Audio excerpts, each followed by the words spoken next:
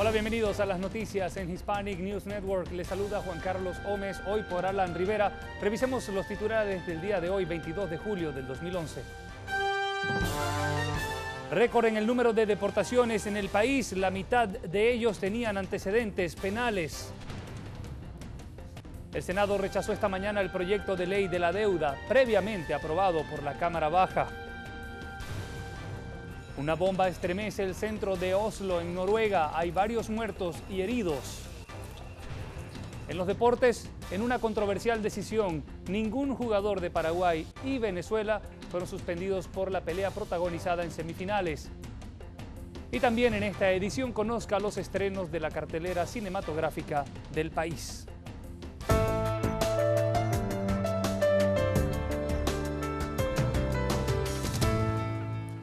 Los enormes aumentos en las deportaciones de personas tras violar leyes de tránsito o de inmigración ayudaron al gobierno a establecer un récord.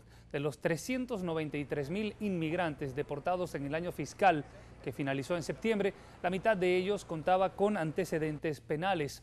De esa cifra, 27.635 fueron detenidos por conducir ebrios, más del doble que las 10.851 deportadas tras arrestos similares en el 2008. Un total de 13.028 personas adicionales fueron deportadas el año pasado tras su arresto por infracciones menores a las leyes de tránsito, casi 3 veces más que las 4.527 de 2 años antes. El presidente Barack Obama afirma con regularidad que su gobierno aplica las leyes de inmigración de una manera más prudente que el de su predecesor, porque se enfoca en arrestar a los peores entre los peores, así lo dijo.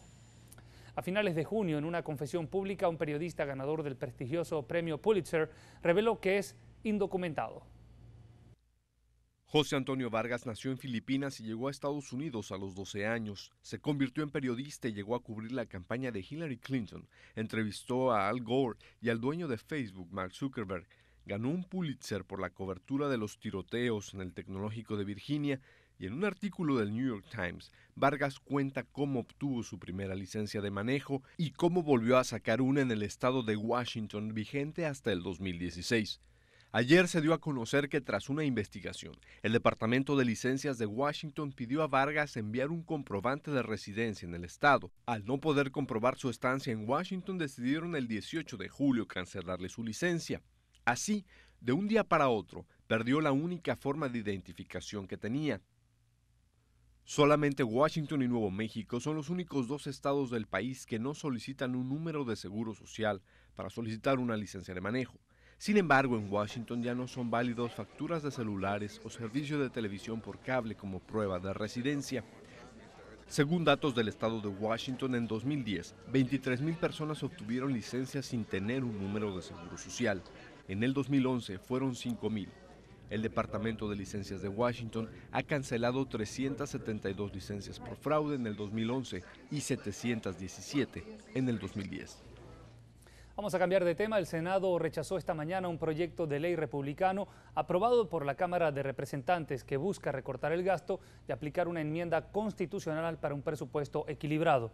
La votación se resolvió por 51 sufragios a favor y 46 en contra.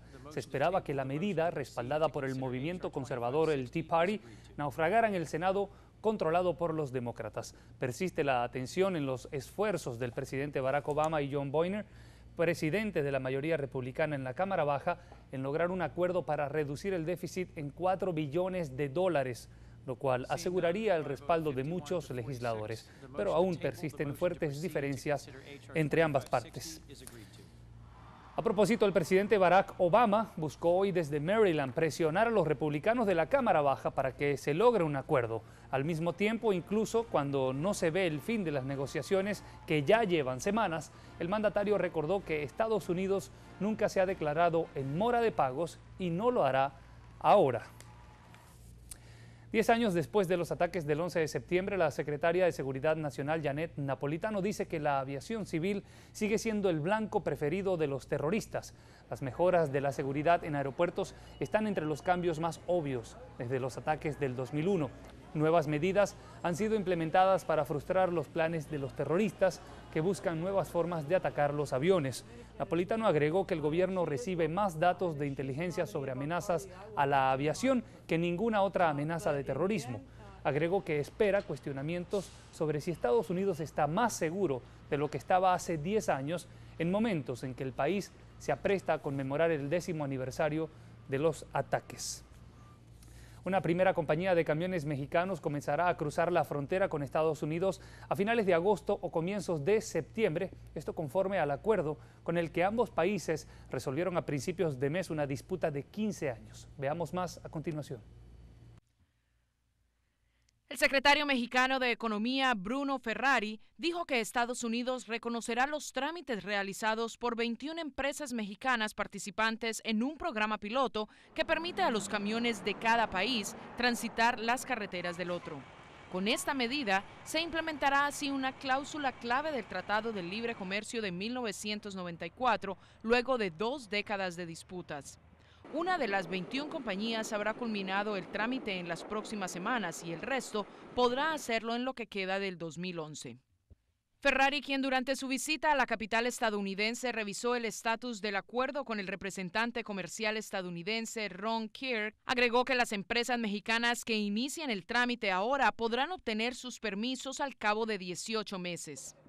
El TLC contemplaba que los camiones mexicanos debían tener acceso a las vías de los estados fronterizos estadounidenses desde 1995 y pleno acceso a todas las carreteras de Estados Unidos para el año 2000.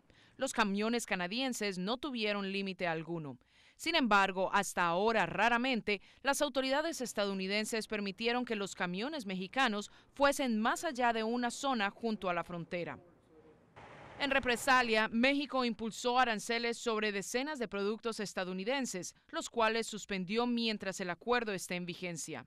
El debate público sobre el acuerdo se había centrado mayormente en la seguridad de los camiones mexicanos, pero sindicatos y otros grupos estadounidenses se oponían fuertemente al acuerdo, alegando que costaría muchos empleos estadounidenses.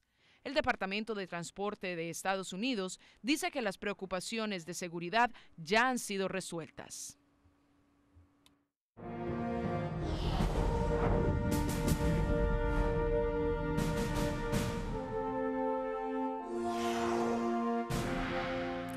Tras el último aterrizaje del transbordador Atlantis, que cierra un capítulo de la era espacial norteamericana que duró 30 años, pero también se abre un triste capítulo, el del desempleo.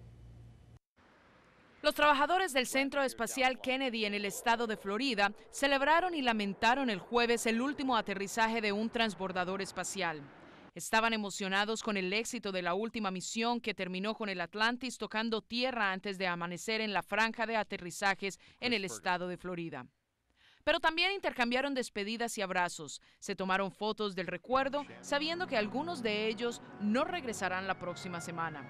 La última ronda de despidos, un recorte de entre 1.500 y 1.800 personas en Florida con el fin del programa de transbordador, se realizará el viernes. Se esperan otros 2.000 despidos en los meses por venir. Con el cese del programa, casi 9.500 trabajadores en total serán despedidos en todo el país. Los despidos implicaron a todos los niveles, desde gerentes de alto nivel hasta empleados de limpieza. Muchos de los trabajadores despedidos han pasado toda su carrera en el Centro Espacial Kennedy y fueron inspirados de niños a trabajar en la casa de los lanzamientos a la Luna de la época del Apolo y en el sitio del que han despegado todos los transbordadores espaciales en los últimos 30 años.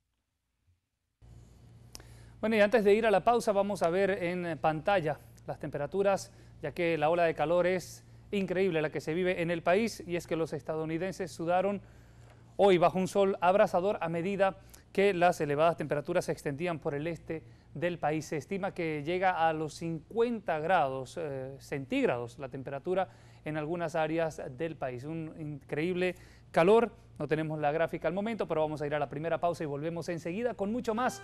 Borders inició hoy la liquidación de la cadena con grandes descuentos. Además, el gobernador de Nevada se convirtió en el primero en todo el país en viajar en el vehículo de Google. Y también, en notas del mundo, en España condenan a 377 años de prisión a un ex jefe militar de ETA.